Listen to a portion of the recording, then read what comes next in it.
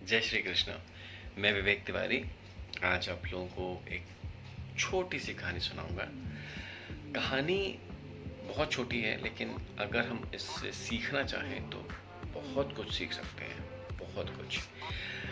ये कहानी मेरी मासी की बेटी, मेरी छोटी बहन मीनाक्षी चाहती थी कि ये कहानी मैं सभी को सुनाऊं, तो उसकी तरफ से ये कहानी मैं आप सब लोगों को सुना रहा हूँ। एक बार एक ट्रेन में एक बेटा अपने पिता के साथ कहीं जा रहा होता है, तो अचानक से वो बेटा चिल्लाता है, पापा वो देखना, वो पीछे जा रहे हैं।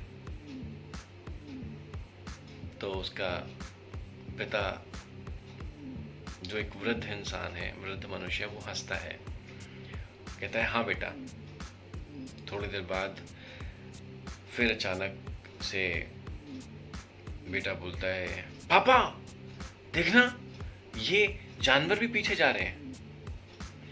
तो उसके पिता फिर हंसते हैं, मुस्कुराते हैं, कहते हैं हाँ बेटा जा रहे हैं। सामने वाली सीट पे एक हस्बैंड वाइफ बैठे हैं, तो काफ़ी देर से वो इस तरह की चीज़ें देख रहे होते हैं कि एक 24 साल का युवा और छोटे बच्चों की तरह, 4-5 साल के बच्चों की तरह ऐसे कह रहा है कि ये पीछे जा रहा है, वो आगे जा रहा है।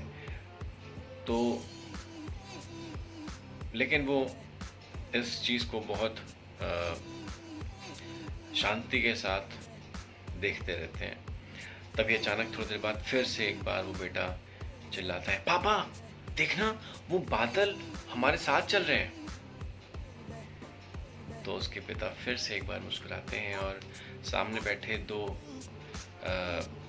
युवक युवती, आखिर बहुत देर ये सब देखने के बाद उनसे रहा नहीं जाता। तो ये जो विवाहित युवक युवती होते हैं, ये उसके पिता से कहते हैं कि आप अपने बेटे को कहीं दिखाते क्यों नहीं, किसी डॉक्टर को, अच्छे डॉक्टर को दिखाते क्यों नहीं।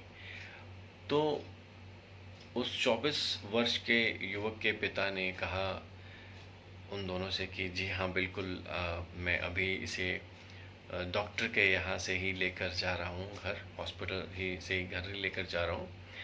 दरअसल मेरा बेटा जन्म से ही देख नहीं सकता था, इसकी आंखें नहीं थी, इसकी आईसाइट नहीं थी, और हम बिल्कुल अभी इसकी आंखों का ऑपरेशन कराकर अपने घर को लौट रहे हैं। और 24 साल तक ये बिना देखे रहा है, अब ये देख सकता है। तो आपको जो लग रहा है कि आपको जो परेशानी लगी, दरअसल में वो परेशानी नहीं मेरे बेटे को। मेरे बेटे को परेशानी ये है कि वो आज तक कभी देख ही नहीं सका चीज़ों को। तो आज पहली बार उसकी आंखें आई हैं जिससे वो इन सब चीज़ों को देख सक रहा है। तो कई बार हम भी अपने जीवन में ऐसे ही करते हैं कि चीज़ों को बिना जाने ही उनको हम जज करना शुरू कर देते हैं। उसके पीछे की गहराई, पीछे की कहानी को बिना जाने ही हम चीज़ों को जज करना शुरू कर देते हैं। चीज़ों के बारे में अपने अनुमान, अपने कयास, और कई बार तो हम अपने निर्णय भी दे देते हैं सिर्फ हमें जो सामने से दिख रहा था उसकी वजह से।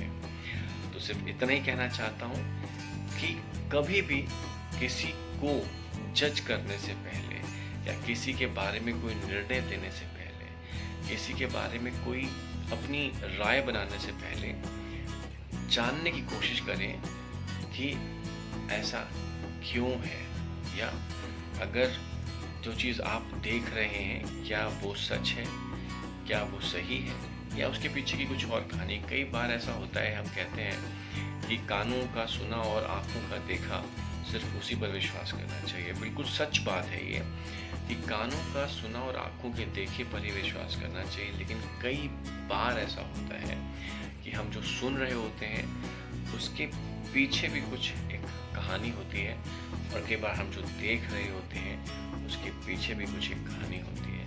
तो हमेशा याद रखिएगा, किसी दूसरे के बारे में राय बनाने से पहले सोचिएगा ज़रूर। जिस तरह इस 24 वर्ष के युवक जिसकी आंखें जस्ट अभी आई थी, लेकिन सामने बैठे युवक युवती को इस बात का बिल्कुल भी अंदाज़ा नहीं था और उनको ये लगा कि शायद मानसिक रूप से इसे कोई परेशानी है, जबकि ऐसा नहीं था।